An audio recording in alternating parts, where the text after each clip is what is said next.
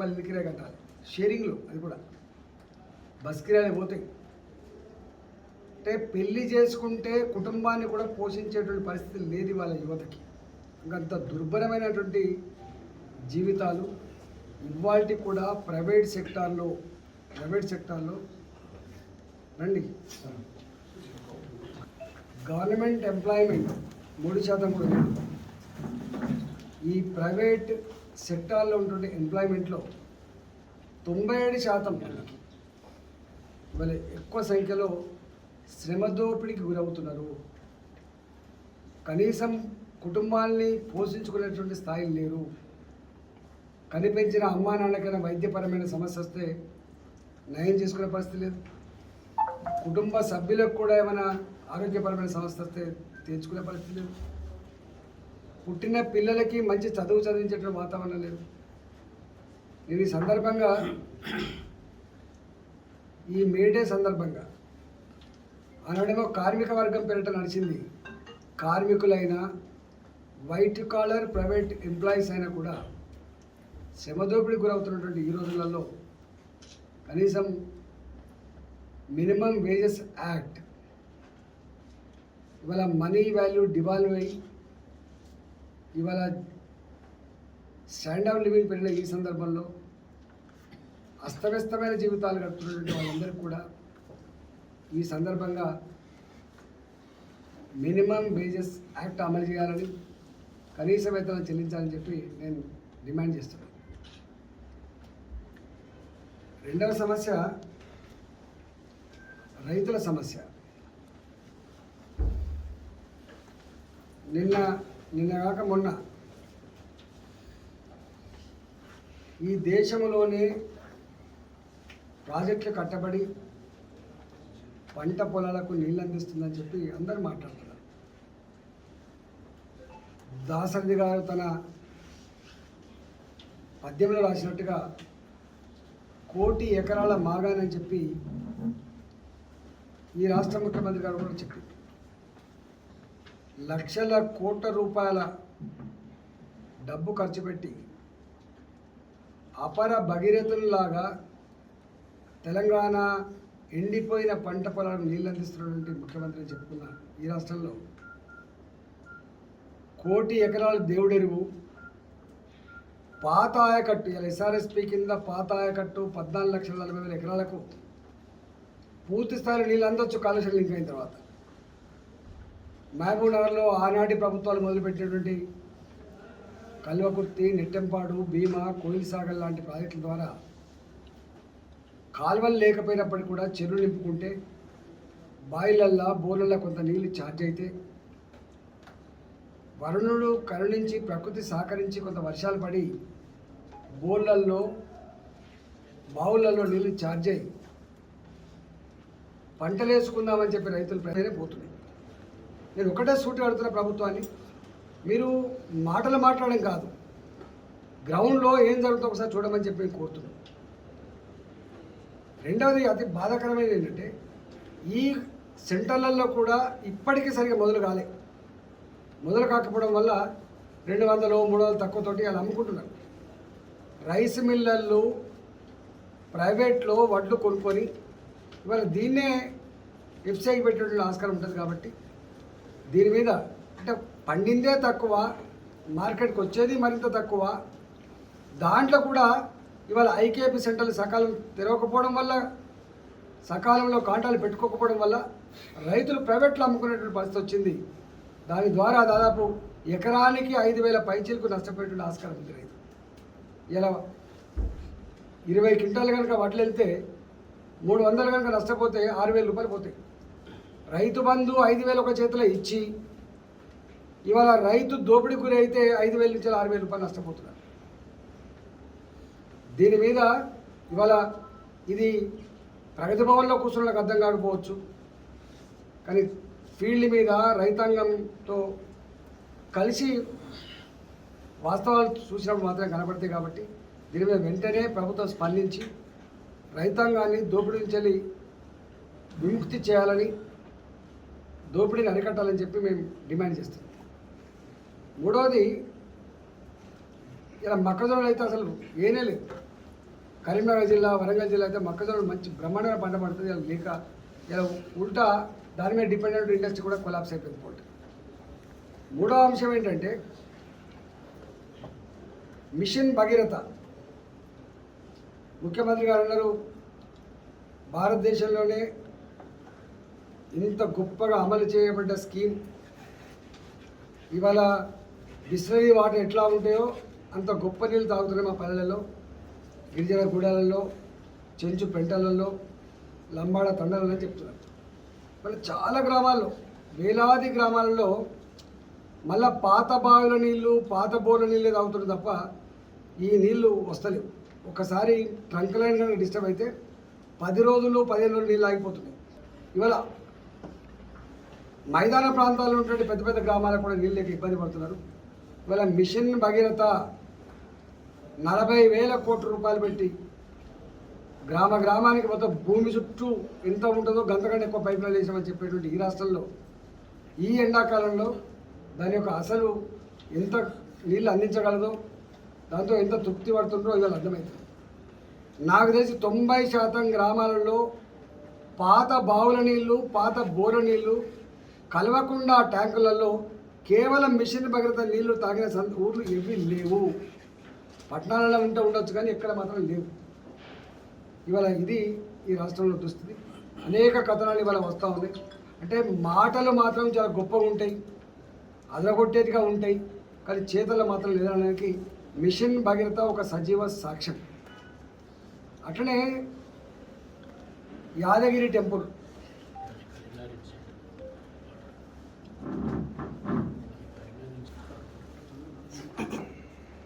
యాదగిరి గుట్ట పురాతనమైన దేవాలయం. అది తెలంగాణలో ఉన్నటువంటి పురాతనమైన దేవాలయాలు అదొకటి.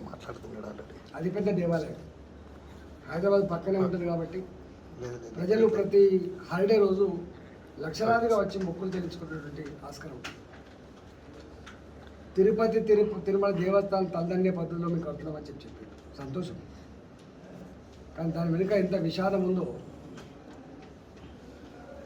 వందల సంవత్సరాలుగా అక్కడ బతికేటువంటి ప్రజల జీవన వ్యవస్థ అంతా కూడా ఛిద్రం చేసిండ్రు. ఇబ్బడి ముబ్బడిగా షాపులు కూలగొట్టిండ్రు, ఇబ్బడి ముబ్బడిగా ఇల్లు కూలగొట్టిండ్రు, అనేక రకాల ఆంక్షలు పెట్టిండ్రు. స్థానిక ప్రజానికం ఆ గుడిని అల్లుకొని జీవనం కొనసాగించే వాళ్ళు ఎవరైతే ఉన్నారో ఇవాళ అక్కడ ఉపాధి లేక అన్నమో రామచంద్ర అని చెప్పి అలా బిక్కుబిక్కుమనే పరిస్థితి వచ్చింది. ఆ పైన ఉన్న షాపులన్నీ కూలగొట్టింది. షాపులు కూలగొట్టినప్పటికి కూడా మీ షాపులు మళ్ళీ మీకు కట్టి ఇవ్వాలంటే కిరాయి కట్టాలని చెప్పి కిరాయి వసూలు చేసేది. షాపులు కూలగొట్టబడి షాపులు లేకపోయినప్పటికీ మంత్లీ కిరాయి తీసుకున్నారు. రెండవది ఇవాళ జిఎస్టీ పెరగడం మళ్ళీ ఇవాళ డబ్బుల కోసం వాళ్ళు పంపించారు. 3 కోట్ల రూపాయలు జిఎస్టీ కట్టాలని చెప్పి పంపించారు. 50 లక్షల రూపాయలు నేను కట్టినట్టుగా. శాసించిన రాష్ట్రం, శాసించిన ముఖ్యమంత్రి కేసీఆర్ గారు బిక్కుబిక్కుమంటూ చేసేది లేక చివరికి రైతాంగం అంతా కూడా వారి భాషల్లో చెప్పాలంటే 20 లక్షల ఎకరాల పంటలు వేయలేదు రైతులు నేను చెప్పడం వల్ల అని చెప్పింది. మిగతా 35 లక్షల ఎకరాలు సాగైందని చెప్తుండ్రో ఆ సాగైన దాంట్లో మక్కలు మేల్ ఫీమేల్ ఎక్కువ పెట్టిండ్రు. మక్కలు కూడా పెట్టలేదు చక్కగా. వరిలో మేల్ ఫీమేల్ పెట్టిండ్రు. తర్వాత ఓన్ పాలినేషన్ ఓపీ ప్యాడీ పెట్టిండ్రు. కొద్ది గొప్ప తినడానికి సన్నబట్లు పెట్టిండ్రు. ఇంకా కొద్ది గొప్ప దొడ్డు వడ్డీ పెట్టిండ్రు. అంటే మొత్తంగా చూసినప్పుడు ఈ 35 లక్షల ఎకరాల్లో కూడా మేల్ ఫీమేల్ ఓపీ ప్యాడీ సన్నవడ్లు తీసేస్తే ఇంకా కొద్ది మాత్రమే మార్కెట్కి వచ్చే ఆస్కారం ఉంటుంది. ఈ కొద్ది పంటను కూడా కొనడానికి ఎంత రాద్ధాంతం చేస్తుందంటే చాలా తక్కువ పంట పండింది. మునుపటి లెక్క కళ్ళాలు లేవు, మట్టి పిల్లలు రావడానికి ఆస్కారం లేదు, ఇసుక కలవడానికి ఆస్కారం లేదు.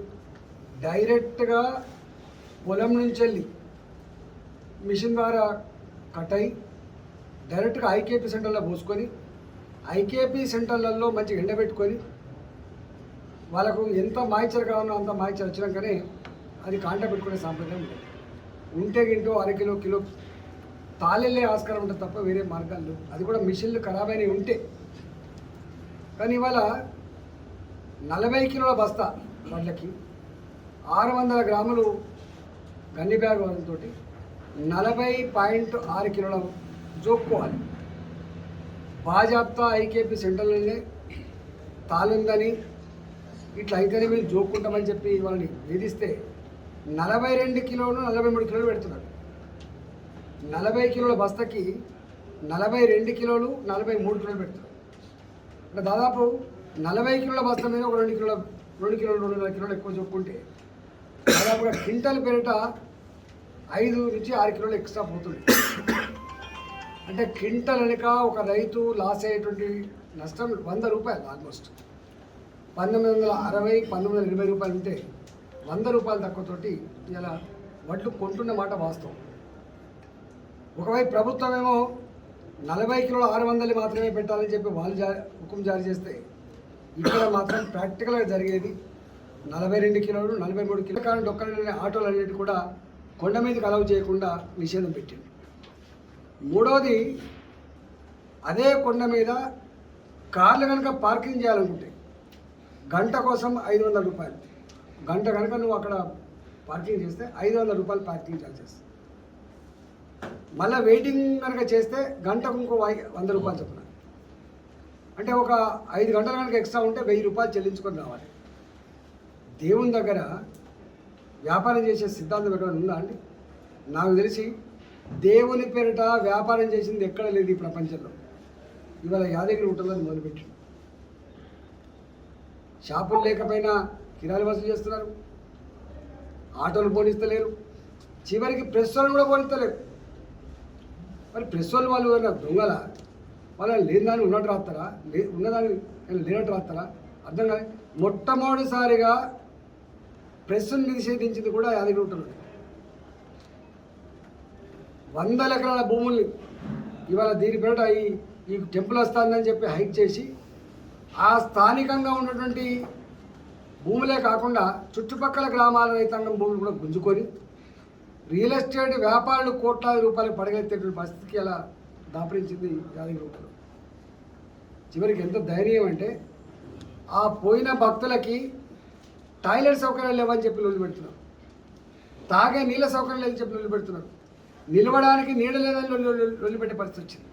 ఒక్క మాటలో చెప్పాలంటే కనీస సౌకర్యాలను విస్మరించిండ్రు. ఇవన్నీ లేకుండా ఎట్లా ఓపెన్ చేస్తున్నారని చెప్పి ఇలా వదిలిపెట్టే పరిస్థితి. చివరికి ఏమైంది, ఇవాళ గుడికి భక్తుల సంఖ్య తగ్గిపోయే పరిస్థితి వచ్చింది. ఆరంభం తప్ప ఆర్భాటం తప్ప అక్కడ పెద్ద లేదని చెప్పే పరిస్థితి వచ్చింది. ఇలా యాదగిరి గుట్ట పరిస్థితి ఇట్లా. అంటే ఇలా ప్రభుత్వం ముఖ్యమంత్రి గారు ప్రగతి భవన్లో కూర్చొని చాలా గొప్పగా ఉంది నా పరిపాలన అని చెప్పి పరనింద గురిగింజ తన కింద ఉన్నటువంటి నబ్దాన్ని ఎరిగినట్టుగా తన కింద ఏం జరుగుతుందో తెలియదు కానీ ఇతర రాష్ట్రాలను ఇతర ప్రభుత్వాలను విమర్శించినటువంటి నీచమైన స్థాయికి ఒడిగట్టింది. నేను ఒకటే కోరుతున్నా ముఖ్యమంత్రి గారిని, మీరు భూమి మీద నడవండి, క్షేత్రంలో ఏం జరుగుతుందో తెలుసుకునే ప్రయత్నం చేయండి తప్ప మీరు ఇట్లా బుకాయించి ప్రయత్నం చేస్తే ప్రజలందరూ కూడా ఇవాళ మీ మాటలకి మీ చేతలకి పొంతన లేదని మీ మీద పూర్తి విశ్వాసం సన్నగిల్లి ఇక తప్పదు, ఈయన ఉన్న రోజులకి ఇట్టే ఉంటుంది, ఈ ప్రభుత్వాన్ని అంతమందిస్తే తప్ప, ఈ ప్రభుత్వాన్ని బొందబెడితే తప్ప, ఈ పార్టీని ఓడగొడితే తప్ప మన సమస్యలు పరిష్కారం కావాలని స్థాయికి వచ్చింది. కాబట్టి ఈ 4 డిమాండ్ల మీద కాకుండా ఇలా ఆర్టీసీ ఉంది, ఎక్స్ప్రెస్ బస్సులు అన్నీ పోతున్నాయి. నేను ఎండి గారికి ఫోన్ చేసిన, ఏమయ్యా ఎండి గారు, ఆర్టీసీని కేవలం ఇది ప్రైవేట్ సంస్థ కాదు, ఇది నిజాం కాలం నుంచి వచ్చినటువంటి సంస్థ, ప్రజలకు సేవలు అందించే సంస్థ, ఇది సర్వీస్ ఓరియంటెడ్ సంస్థ, దీనికి అవసరమైతే ప్రజల క్షేమం కోసం 2,000 కోట్లు 3,000 కోట్లు ముఖ్యమంత్రి గారు స్వయంగా ఇస్తా అని చెప్పింది. కాబట్టి ఇప్పటికే ఆర్టీసీలో ఉన్న కార్మిక వర్గం తన మొత్తం శ్రమనంతా కూడా దారవోసి దాన్ని కాపాడుకునే ప్రయత్నం చేస్తున్నాయి. పేద పిల్లలు స్కూళ్ళకు కాలేజీలకు పోవడానికి ఇలా దోహదపడుతూ ఉన్నది. అది పేద ప్రజానికం గ్రామాలలో పాలన కానీ కూరగాయలు కానీ పొద్దున పూట తీసుకుని తోడ్పాటు అందిస్తూ ఉన్నాయి. ఇంత గొప్ప సర్వీస్ అందిస్తున్నటువంటి ఈ ఆర్టీసీని వ్యాపార కోణం చూడదని చెప్పి ముఖ్యమంత్రి గారు స్వయంగా చెప్పారు. కానీ మళ్ళీ ఇవాళ వాళ్ళకు డబ్బులు ఇవ్వకపోవడం వల్ల పార్సల్స్ లాంటిది కూడా పెట్టి అనేక రకాల సంస్కరణలు చేపట్టినప్పటికి కూడా ఆర్టీసీ నష్టపోతుందని చెప్పి ఇలా మొత్తం మెల్లమెల్లగా ఆర్టీసీ ఆనాడు ఏదైతే పంతం పూనిండో ముఖ్యమంత్రి గారు ఆర్టీసీని బ్రహ్మదేవుడు కూడా కాపాడలేడు, దీన్ని మూసేస్తాం అని చెప్పిండో ఇవాళ ఆ దిశగా అడుగులు పడుతున్నట్టుగా మనకు కనపడతా ఉంది. ఆనాడు ప్రజలందరూ కూడా కన్నెర చేస్తున్నారు, ప్రజలందరూ కూడా నా మోసమైంది అర్థమవుతుంది, ఆర్టీసీ క్లోజ్ చేస్తారని అని చెప్పి 2000 కోట్లు ఇస్తున్నా ఆర్టీసీ కాపాడుకుంటా మంచిగా చేసుకుంటా మళ్ళీ దేశంలోనే గొప్ప ట్రాన్స్పోర్ట్ వ్యవస్థకు తీర్చిద్దని చెప్పిన ముఖ్యమంత్రి సంవత్సరం గడవక ముందే ఇవాళ ఛార్జీలు పెంచినప్పటికి కూడా ఇవాళ మళ్ళీ ఆర్టీసీ మూతలో భాగంగా ఒక హుజరాబాద్ కాదు మొత్తం తెలంగాణ వ్యాప్తంగా అనేక డిపోలలో బస్సులను తక్కువ చేసుకొని ఉన్న బస్సులో నడుపుకొని మెల్లమెల్లగా ఈ ఆర్టీసీని కనుమరుగు చేసేటువంటి కుట్ర జరుగుతూ ఉంది. ముఖ్యమంత్రి గారు ఇది కనుక జరిగితే తప్పకుండా ప్రజాగ్రహానికి గురికాక తప్పదని చెప్పి హెచ్చరిస్తా ఉన్నా. నేను మొన్ననే ఎంపీ గారితో మాట్లాడినా మా హుజరాబాద్ డిపో కానీ మా జిల్లాలో కానీ బస్సులు తక్కువ చేసి ఇబ్బంది పడితే మాత్రం తప్పకుండా ప్రజా ఉద్యమాలు నిర్మించాలి ఆస్కారం ఉందని చెప్పి హెచ్చరిస్తాను.